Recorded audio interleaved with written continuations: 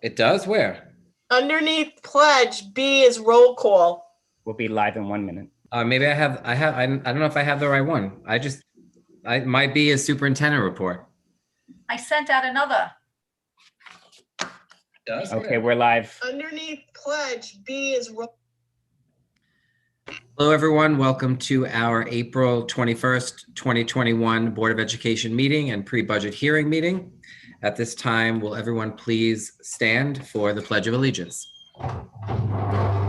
I pledge allegiance To the flag of the United States of America and to the republic for which it stands, one nation, under God, indivisible, with liberty and justice for all.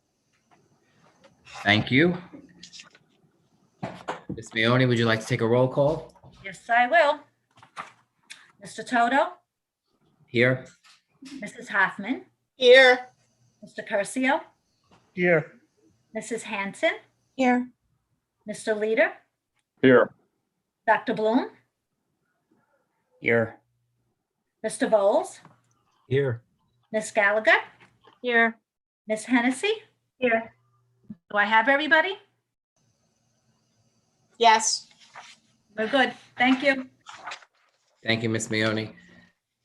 Dr. Bloom, if I could just take a moment before we begin tonight, just to offer our condolences and our support to those that were impacted by yesterday's tragedy at the Stop and Shop in West Hempstead. I think that we see it on TV and we hear it on the news, and it becomes something that we couldn't really have imagined that it would happen in our very own backyard. I know my son and I go shopping every Sunday. Many of us know the individuals that work in the Stop and Shop or in that immediate vicinity. And this event has had a direct impact on the community, as well as many of our schools, including Franklin Square. So I do want to take a moment to thank you, Dr. Bloom, to thank your cabinet, the administrators, the staff, security, Homeland Security, who was there to provide support, and the Nassau County Police Department for immediately putting a lockout plan into action and keeping our students and staff safe throughout this event. And to all of our parents who were probably freaking out a little bit, like I know I was, please know that the safety of our students and our staff in Franklin Square is our utmost priority. And we appreciate your cooperation and support during the lockout. And I would ask that if there are any parents, any family members that are out there that have any feedback for the district team, I know that Dr. Bloom would appreciate hearing from you. So please feel free to email him or give him a call. Thank you. Thank you, Mr. Toto. I echo your sentiments. I also want to offer my condolences on behalf of our district team to the families impacted. I reached out this morning to the Valley Stream superintendent to offer our condolences and support as well. And just want to thank our entire team. Our kids were incredible, our teachers and administrators and staff and security and custodians, everybody just, our clericals, every team member, monitors, really stepped up. We debriefed today. We took back a lot of feedback. And again, anybody that has additional feedback, certainly please reach out to me and we'll bring that to the team. This evening, I'd like to take a moment to acknowledge Mr. Toto, our board president, for being awarded the Board Achievement Award as part of the New York State School Boards Association Recognition Program. So congratulations, Mr. Toto. Your certificate is being sent home in the next few days. So great job. Thank you. Tonight we have our pre-budget hearing. If during Ms. Hennessy's presentation, any community member that has joined via the webinar link has a question, please use the Q&A button at the bottom of your screen to type and submit your question.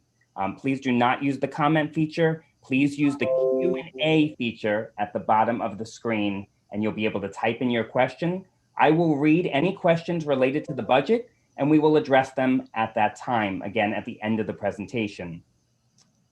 Tonight's budget presentation will focus on investing in our future. Due to the federal funds that have been allocated to New York State, our district is getting a fair share of meaningful aid and additional funds to support critical initiatives. Over the years, we have lost millions of dollars in foundation aid that we have been promised, but we are being told that these funds will finally be restored over the next 3 years. With that, Franklin Square has had the lowest per pupil expenditures in the county during these difficult times and still spent among the highest of anyone in the county on instruction. Last year, we spent over $1 million in unbudgeted costs due to this pandemic, but now with the additional state aid and federal funds, we will be able to invest in our future, our kids, and provide our students with some of the additional supports and enrichment opportunities that would not have been possible. I just want to thank our district advocacy team for their work on behalf of the district. The letters, calls, and meetings make a difference, and we did see additional funds as a result of our efforts. With that, I must thank our local elected officials for taking the time to meet with us and advocate on our behalf for additional funding. So I'd like to thank Senator Kaplan, Senator Kaminsky, Senator Thomas, Assemblyman Ra, Assemblywoman Griffin, and Assemblywoman Salages. We appreciate all you do on behalf of our community. And with that, I'm going to turn the presentation over to Ms. Hennessy. Thank you, Dr. Bloom. I have to give you access, so. Yes. But my computer is frozen.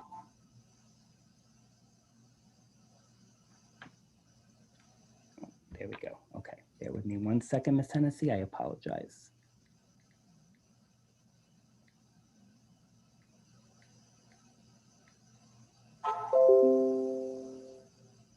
You are now co-host and you can share your screen.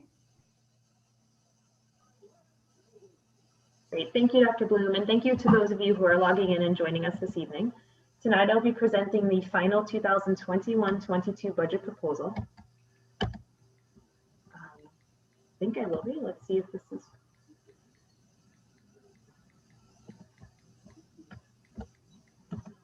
Okay, so the 2021-22 budget proposal is in the amount of $41,497,000. This does represent a 1.4% tax levy increase, which is within our allowable tax levy cap, and translates to a tax levy increase of $71 a year on the average home, or 19 cents per day. Now you can see that our budget to budget increase is quite a bit larger than the tax levy increase, and that is thanks to an infusion of state aid, which we'll discuss in greater detail later. But in summary, as Dr. Bloom introduced, we did receive a meaningful increase in aid, which means that we can provide more services to our students next year at no additional cost to the taxpayers. As always, when we are developing our budget, we are committed to providing an educationally enriching and safe learning environment for our children. We seek to continue our annual investments in transportation, technology, facilities, maintenance and upgrades, safety and security, and health and wellness.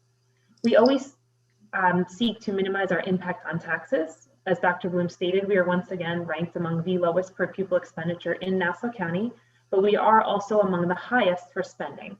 So what that means is that a greater percentage of our budget is going directly towards the education of our children. And we lastly practice multi-year financial planning in order to minimize our impact on taxes. And what that means is when we're developing the budget, we're not only thinking about next year, but we're thinking about how our decisions will impact the next 5 to 10 years in order to ensure that we do not spike the tax levy. The budget proposal maintains all of our current programs and investments. Highlights in the area of curriculum and instruction include our New York State Standard Aligned Textbook Series, our guided reading and pre-K programs, our small group differentiated instruction, our intense support program, as well as our inclusion model classes, our after-school recreation and summer recreation. In the area of technology, we propose to continue our one-to-one computing initiative, which is also known as our iPad initiative. We want to continue replacing our aging technology. I've shared before that we're in a 5-year cycle of replacing our interactive whiteboards, which have well outlasted their useful life thanks to our technology department. We also need to enhance our infrastructure to support the increased usage of technology. We've all relied on technology like we've never done before this past year, and we need to ensure that our infrastructure can support that additional load. And lastly, we propose to continue our STEAM program. In the areas of transportation and facilities maintenance, we seek to continue our annual investments in order to maintain the safest possible environment. This includes retiring and replacing our oldest bus as we do each year. We are also proposing to continue our expanded transportation offering, which expanded the eligibility area. And lastly, as safety and security is of the utmost importance to us and a focus of ours always, we've included funds to continue our investments in the area of school security staff and trainings.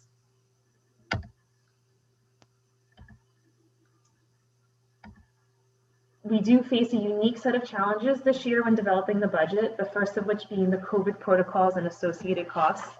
While we don't know exactly what next year will look like at this point, we do know that we must budget for certain items as a result of COVID-related procedures. Examples would include PPE, cleaning, staffing, and equipment. As Dr. Bloom stated earlier, this past year we spent over $1 million just to get the schools open in the safest possible manner.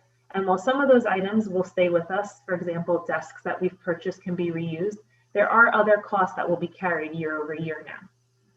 Second, we are facing rising mandated costs as we are each year. Mandated costs are the costs over which we don't have control. Examples would be the health insurance rate increases, retirement system costs, utilities, and just cost of operating our buildings. Third, we need to continue to address learning loss related from COVID-related closures.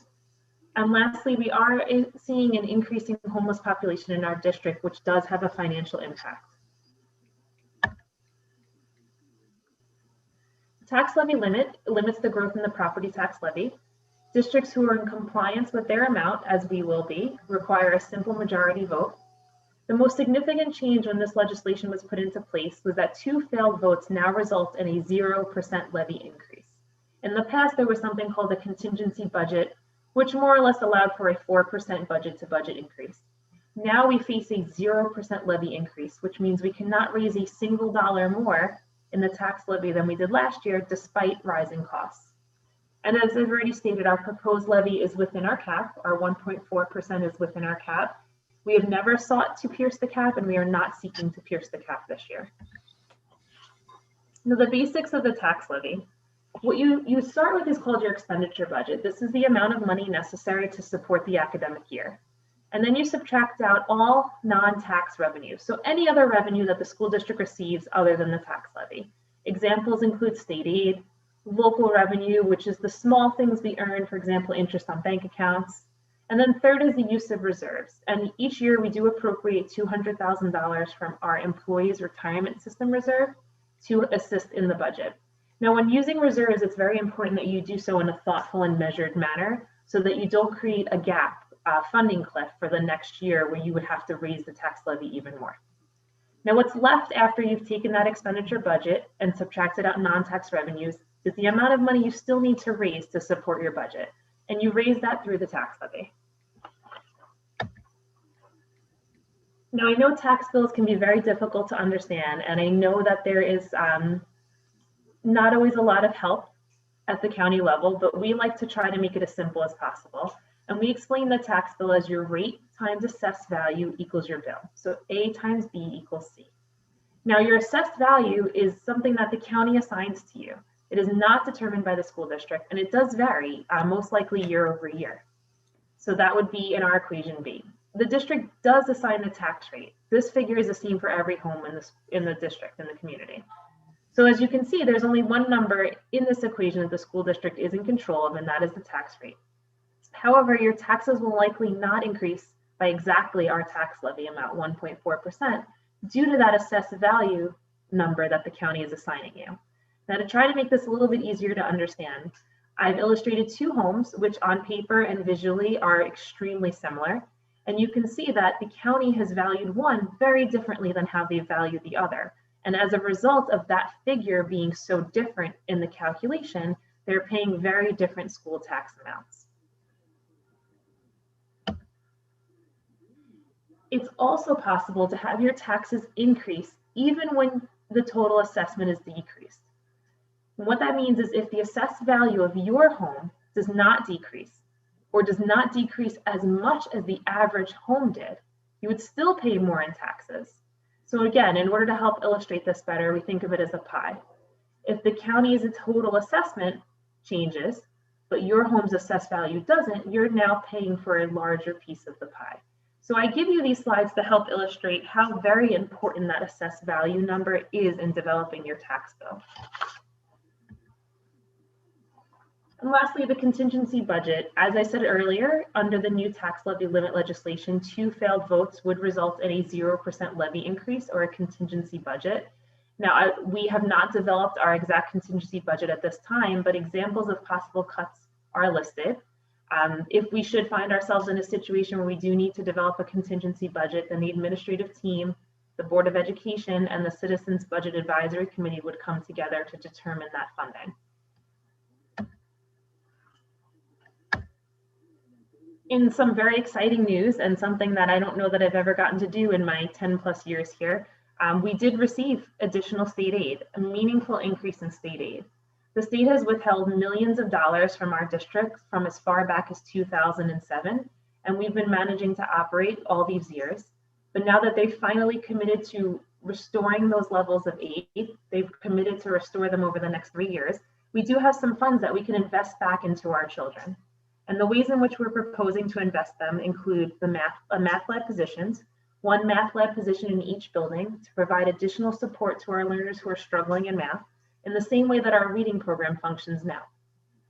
And on the topic of our reading program, we're proposing an additional reading teacher, as well as additional professional development for all of our staff, additional technology support, as I said earlier, to help us support the increasing usage of technology, and increasing security staff, which is our proposal is to increase our SRO's staff to be 2 per building so that we have coverage of interior and exterior points at all times. And lastly, another use of the state aid that we're proposing is what's called the reduction of assigned fund balance.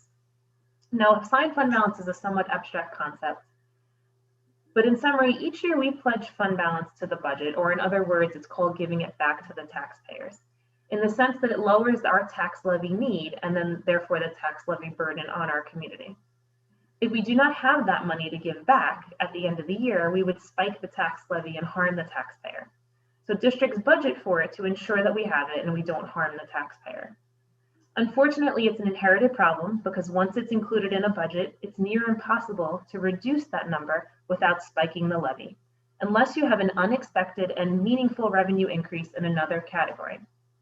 We inherited this issue from many years ago, and now that we have our first opportunity to reduce this number without harming the taxpayer by spiking the tax levy, we're proposing to use a portion of our state aid revenue to do so. Again, as Dr. Bloom alluded to earlier, there was an additional new source of funding coming from the federal government. These will be distributed as grants and do not impact the general fund budget. So they are not part of the budget proposal that we are requesting the Board of Education adopt this evening. However, I thought it would be prudent to include them in here so that we can introduce the topic to the community. Now, they're known as the Carissa and Arp Funds. They are new sources of federal funds that have been pledged to schools in 2021. There will be an application and approval process that we must go through, and there will be specific allowable uses of these funds. And what I mean by that is we cannot apply them in any way that we see fit. We can only apply them in the ways that the federal government will approve.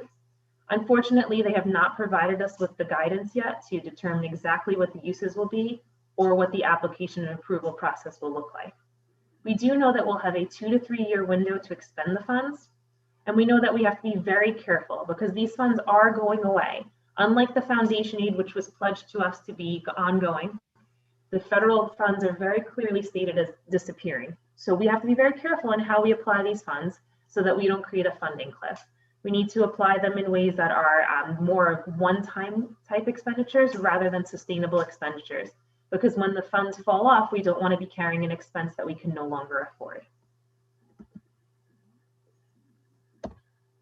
And then lastly, please see our website for any voter information, and as also the basics are that the vote will take place on May 18th from 8 to 9 p.m. at all 3 of our school buildings. Thank you. Thank you, Ms. Hennessy. I don't see any questions in the Q&A, so I just want to remind everyone, and we'll give the attendees just a minute to ask any questions. In order to ask a question, You're going to click on the Q&A button at the bottom of your screen. You can type your question in there, send it off to us, and then we can answer it. While we're waiting a minute for the questions, if there are any, I do want to just make sure, I don't know if I mentioned our aides when I was thanking everyone earlier, and I do want to make sure that I recognize them as well, because they did a fantastic job yesterday. Again, I'm not seeing any questions. We'll give it one more second. Dr. Bloom, it's Helen. Hi, Ms. Hoffman. Hi, can I ask Ms. Hennessy a kind of a general question, not necessarily to the presentation, but the voting day itself? Yes, Ms. Hennessy. I know people have asked me, we are going to be voting in person. Is there anything that you can tell us about what the protocols are going to be for the voting day? Do we have that information at this point, or are we still working on it? Sure. I mean, I can ask Kathy as district clerk if you want to jump in. I know this is something you've been handling, but I've had discussions with Kathy from a facilities point of view of providing the same type of shields that we provide to our students and staff, so that the people who are coming to vote, as well as the election workers, are behind the shield. We will obviously be providing PPE. We'll be doing the best we can under the Nassau County Board of Elections direction, because they do provide the machinery and the staff to socially distance. Kathy, I don't know if you have anything you want to add, or if maybe it's just a little too early in the process. No, I believe you covered it for now. And then Ms. Mione, I believe that also the pens will be wiped in between, right? Yes. Uses. Correct. So all pens, will be disinfected after each use. Correct. We do have a question that says voting will happen while the kids are in school. And the answer is yes, the vote will continue to happen between the hours of, I believe it's 9 and 8. 8 a.m. to 9 p.m. 8 a.m. to 9 p.m.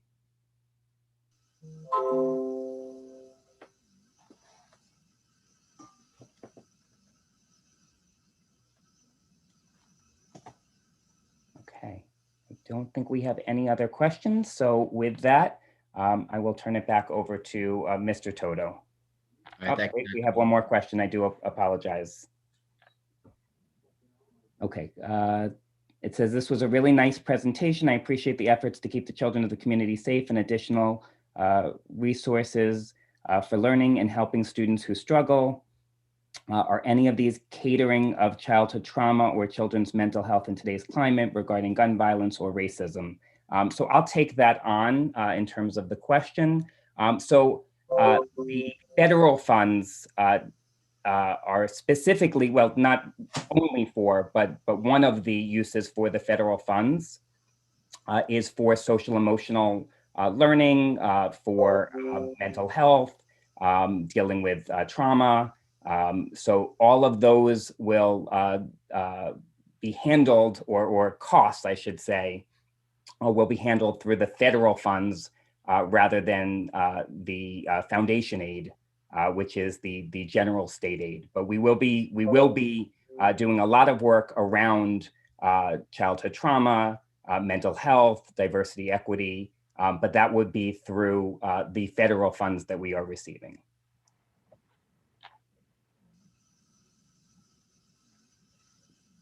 Just want to give it one more minute, just in case there are any additional questions.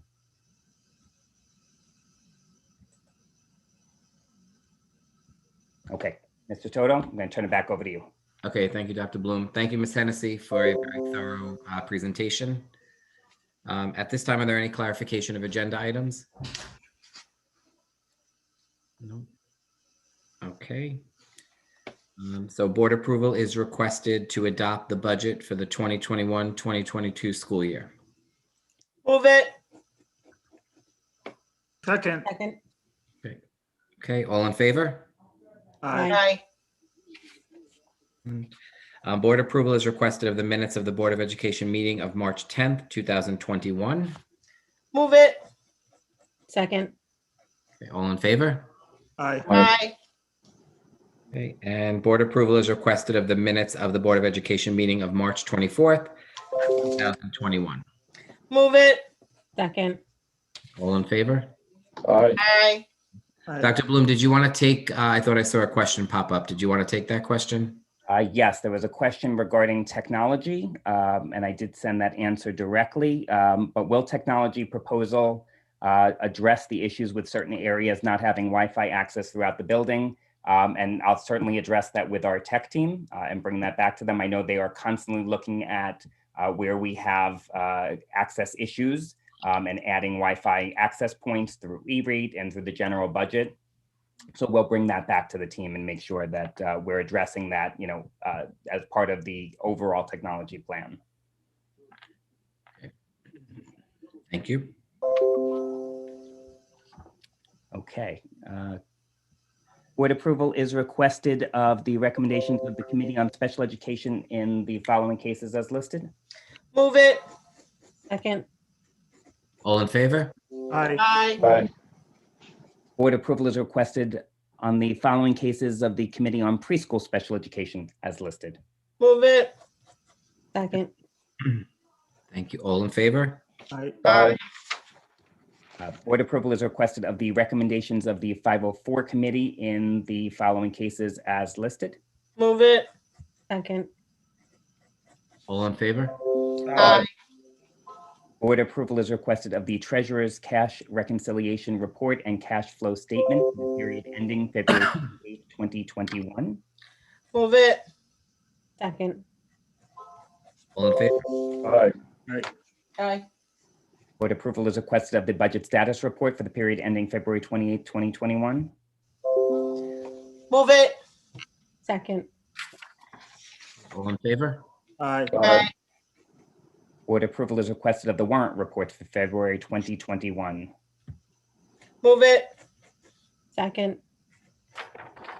All in favor? Aye. Board approval is requested of the Appropriation Status Reports. Move it. Second. All in favor? Aye. Board approval is requested on the over 5,000 budgetary transfer. Move it. Second. All in favor? Aye. Board approval is requested of the Trial Balance Report for the month of February 2021. Move it. Second. All in favor? Aye. Board approval is requested of the Health and Welfare Contracts for the 2021 school year as listed. Move it. Second. All in favor? Aye. Board acceptance is requested of the following retirements as listed. Move it. Second. All in favor? Aye. Mr. Toto, can I just take a minute to congratulate our two retirees? Yes, please. So Amy Rios and Catherine Eigel are two aides who have been with the district for quite some time. They are going to be missed, but we are so happy for them. We want to congratulate them and thank them for all that they have done over the years for our Franklin Square students and teachers in the work that they've done. So congratulations, Ms. Rios and Ms. Eigel. And Ms. Eigel is also on our CBAC. We wish her well as well. Yay. Congratulations and enjoy the next chapter. Board approval is requested of the following civil service probationary appointments. Move it. Second. All in favor? Aye. Board approval is requested of the following leave of absence requests as listed. Move it. Second. All in favor? Aye. Board acceptance is requested of the following resignations as listed. Move it. Second. All in favor? Aye. Aye. Board approval is requested of the modification of the following leave of absence request as listed. Move it. Second. All in favor? Aye. Board approval is requested of the following salary modification. Move it. Second. Okay, all in favor? Aye. Board approval is requested of the following leave replacement assignments as listed. Move it. Second. Okay, all in favor? Aye. Board approval is requested for the following staff to work as substitute teachers in the virtual E&L after-school homework program. Move it. Second. All in favor? Aye. Board approval is requested of the amendment adoption of the following board policies: 432105, 432106, 432107, 432111, 432114, 2160, and 2160E1. Move it. Second. All in favor? Aye. Board approval is requested of the establishment of the following dates for the district's in-person and virtual ISP extended school year program, July 6, 2021 through August 16th, 2021, Monday through Friday. Move it. Second. All in favor? Aye. Aye. Board approval is requested to rescind the following board policies that per NISBA are adequately addressed in other active policies. That's 1210, 1210R, 1510, and 1420.1. Dr. Bloom, I would like to amend to remove 1210 and 1210R.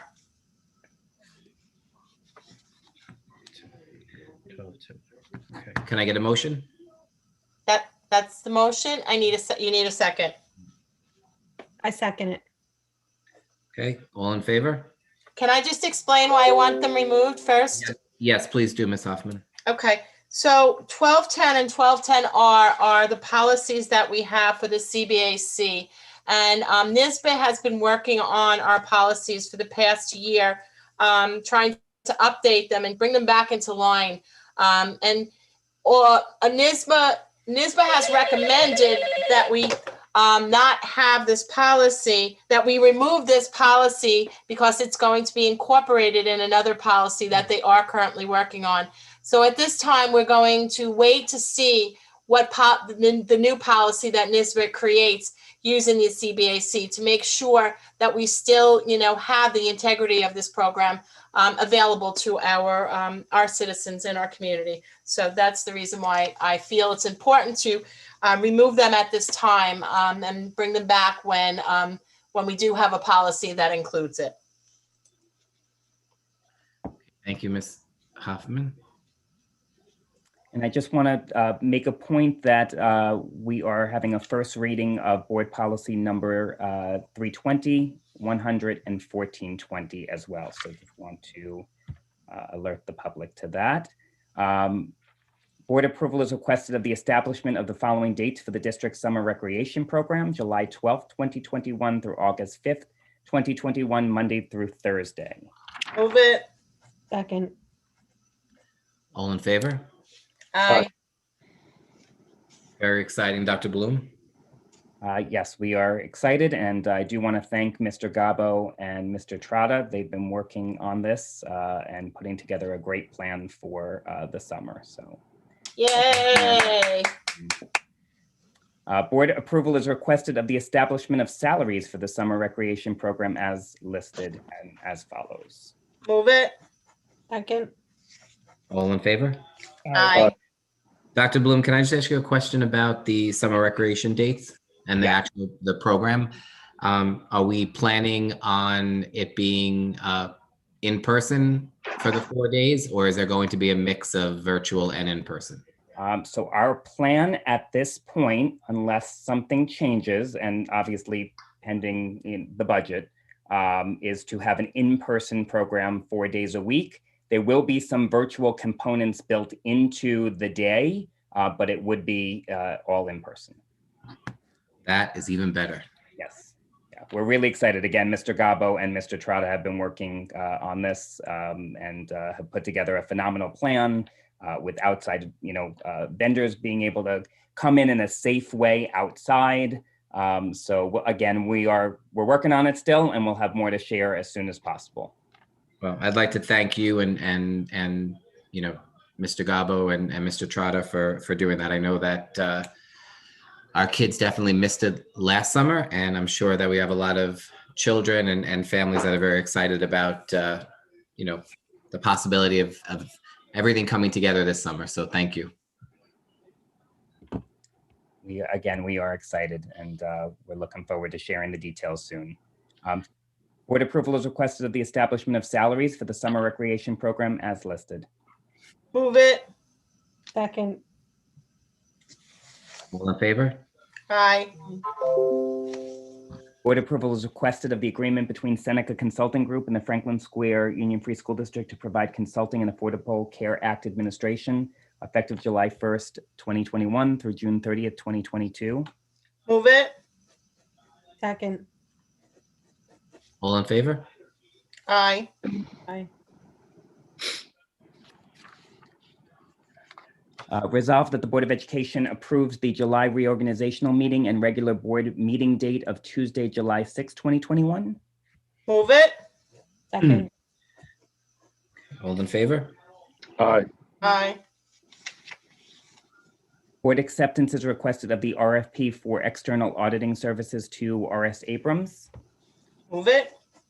Second. All in favor? Aye. Aye. Board approval is requested of the employment agreement between the Franklin Square Union Free School District and the Acting Assistant Superintendent for Finance and Management, Dr. Howard Koenig. Move it. Second. All in favor? Aye. Aye. And Mr. Toto, can I just take a moment to explain? Yes, please do that. So I want to congratulate Dr. Koenig and welcome him to the team effective July 1st. Ms. Hennessy is just going to be taking a year leave, and she will be back with us a year later, but Dr. Koenig is going to be joining us, former superintendent, very experienced business official, as well as a superintendent many times over. I've worked with him in another district, and looking forward to having him on the team. He will be in constant contact with Ms. Hennessy, and Ms. Hennessy will still be staying quite involved in the process throughout next year. So I just wanted to let everybody know. And again, welcome Dr. Koenig to the team effective July 1st. And he'll be coming in before that just to introduce himself to everyone and get acquainted. Board approval is requested to adopt the district's real property tax report card for the 21-22 school year. Move it. Second. All in favor? Aye. Aye. Okay. I just want to speak, on behalf of a parent of Carrie. I don't have necessarily anything from Mr. Fiore tonight to report on the high school, but I do want to thank him and his team, Dr. Grassani, for how they handled their situation that occurred yesterday at Stop and Shop. So I think we're very lucky for all of us to have children in Franklin Square or as part of Sewanaka that attend Carrie, that our kids were safe and instruction continued, and very, very proud moment as a board president to see that. You never imagine that things like this could happen, but when they do, it's nice to know that all the drills and the practices that we do over the years, when we need them to happen, they do, and the support of everyone was quite impressive. So thank you. Ms. Hoffman, legislation. Yeah, I just want to reiterate what Dr. Bloom had said about thanking our legislators for the money that we received in state aid this year. I know the last time we were talking during my report, I did mention that I had been on the phone with Senator Schumer that day, and he was guaranteeing that we were going to get a decent amount of money in federal aid. And also, especially towards schools, and a lot of that money did have strings on it. And thankfully, everything went through exactly how Senator Schumer said. And we got the money for the from the federal government, which was, it was a real lift for our state and also for our community to be able to say that we did actually get the money that we were promised. But I also want to acknowledge, I don't know if I mentioned it this last time, but We had several phone call conversations with Dr. Bloom, Mrs. Hennessy, myself, and Mrs. Hanson during the day, where we got on a Zoom call, which I have to say, Zoom is now my next favorite thing. But it was just so convenient that the four of us were able to meet with several of our assemblymen and our senators and have really candid conversations with them. And I so thank them and so appreciate that. I also know that Senator Kaplan called every superintendent after it was voted, the budget was voted. She called every single superintendent and had a heart-to-heart conversation with them and explained exactly what money was coming to them directly. And I think that, I don't know how many people know that our senators and our assemblymen is really a part-time job, even though it seems like it's a full-time job.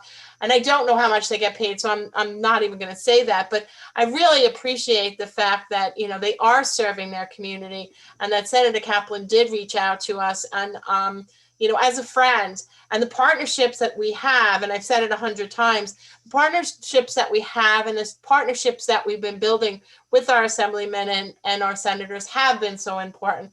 And I want to thank Mrs. Hennessy and Dr. Bloom and also Mrs. Hanson for also taking time out of their busy day to have these conversations with these people. I really do think it made a difference. And I also think that the advocacy day that we had with the children in March really brought attention to the fact that we really want to advocate for our kids, not only for the money, but also for the programs that we advocated for when we did talk to our senators and our assemblymen. So I just want to thank them publicly myself for, all the efforts that, they made and being successful by getting us what we need. And we can provide great programs for kids. And I think that's why we do what we do. And I appreciate that. So that's my report. Thank you, Mr. Toto. Well, thank you. We call you the legislative queen. So thank you. Thank Ms. Hanson, Dr. Bloom, Ms. Gallagher for all your work. Welcome. Right. Any new business?